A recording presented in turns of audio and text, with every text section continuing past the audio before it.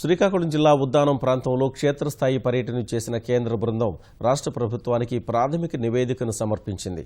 తాగునీటిలో silica శాతం అధికంగా ఉండడం, ఆహారపు అలవాట్ల వల్ల వ్యాధుల బారిన పడుతున్నట్లు గుర్తించారు.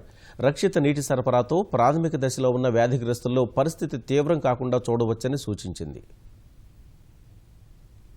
మూత్రపిండాల సమస్యకు మూల కారణాలు కనుక్కునేందుకు ఉద్దానం ప్రాంతంలో భారత వైద్య పరిశోధనా మండలి బృందం 3 రోజుల పర్యటనలో పలు అంశాలను గుర్తించింది. 10 మంది ఐసీఎంఆర్ సభ్యుల బృందం సమస్యకు కారణాలు, నివారణ చర్యల నివేదికను వైద్యారోగ్య మంత్రి కామినేని శ్రీనివాస్కు అందజేసింది. 9,000 మంది రక్త నమూనాలు పరిశీలించగా వారిలో 20% మందిలో మూత్రపిండాల వ్యాధి 2-3 దశల్లో ఉన్నట్లు నిపుణులు గుర్తించారు. ఇప్పటివరకు ఆ ప్రాంతంలో పరీక్షించిన వారిలో 5% మందికి తీవ్ర ఇబ్బందులున్నట్లు, డయాలసిస్ అవసరాన్ని కేంద్ర బృందం సిఫారసు చేసినట్లు మంత్రి కామినేని తెలిపారు. నిపుణుల ప్రాథమిక నివేదిక నేపథ్యంలో ఉద్దానం ప్రాంతంలోని 114 గ్రామాల్లో అందరికీ రక్త పరీక్షలు నిర్వహించనున్నట్లు మంత్రి కామినేని తెలిపారు. ఐసీఎంఆర్ బృందం పూర్తిస్థాయి నివేదికకు మరికొంత సమయం పడుతుందని చెప్పారు.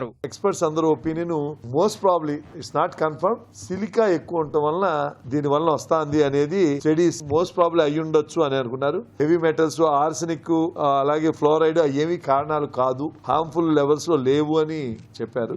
వాళ్ళు 3 రకాల యాక్షన్ ప్లాన్ సబ్మిట్ చేశారు. టీమ్స్ పెంచి స్క్రీనింగ్ కంటిన్యూ చేయాలి. స్టేజ్ 1 and 2 and 3 వాళ్ళకి లోకల్ ట్రీట్మెంట్, లోకల్ ట్రీట్మెంట్ కోసం CKD chronic kidney disease clinics అని పెట్టి వాళ్ళకి అవగాహన కల్పించాలి. మెడిసిన్స్ ఇవ్వాలి. డైట్ అడ్వైజ్, వాళ్ళకి కిడ్నీ పేషెంట్స్ తీసుకోవాల్సిన డైట్ మీద అడ్వైజ్ ఇస్తాలి. వైజాగ్ లో ఉన్న నెఫ్రాలజిస్టుల ద్వారా అక్కడ ఉన్న డాక్టర్లకి, నర్సులకి కిడ్నీ డిసీజ్ యొక్క అవగాహన తీసుకోవాలి. స్టేజ్ 4 and 5కి ఫర్దర్ ఇవాల్యుయేషన్ చేసి ట్రీట్మెంట్ ఎక్కడ ఏ చేయాలి అనే దాని మీద ఉన్నారు. ఆహార అలవాట్లు సైతం మూత్రపిండాల వ్యాధికి కారణంగా నిపుణులు భావిస్తున్నారు. ఈ విషయాన్ని ప్రాథమిక నివేదికలో పేర్కొన్నారు. ఉద్దానం ప్రాంతంలో ప్రజలు జీడిపప్పుపై ఉండే పొరను టీ పొడిలో కలిపి తాగుతున్నట్లు కేంద్ర బృందం గుర్తించింది. ఈ అలవాటు ఓ కారణమై ఉండొచ్చనే విషయంపై వైద్య నిపుణులు లోతుగా పరిశీలిస్తున్నారు. బాధితులకు మెరుగైన సాయం కోసం ప్రభుత్వం కృషి చేస్తుందని మంత్రి వివరించారు. స్టడీస్ అన్నిటి ఫండ్ చేస్తానికి ఒప్పుకున్నారు.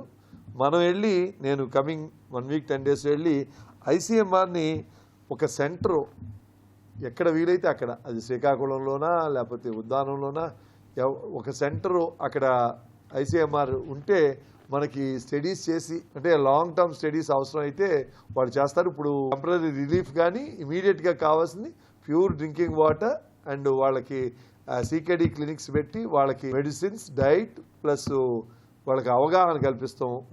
అలాగే స్టేజ్ 4 వాళ్ళకి 5 వాళ్ళకి ఎక్కడ డయాలసిస్ చేయాలి, డయాలసిస్ చేస్తానికి కావాల్సిన మనం త్వరలోనే సోంపేట అండ్ పలాసలో కూడా క్లినిక్ స్టార్ట్ చేస్తాం. 6 నెలల్లో కేంద్ర బృందం ఇచ్చే తుది నివేదిక ఆధారంగా ఉద్దానం సమస్యకు మూల కారణాలు, పరిష్కార మార్గాలపై స్పష్టత వచ్చే అవకాశం ఉందని రాష్ట్ర ప్రభుత్వ వర్గాలు చెబుతున్నాయి.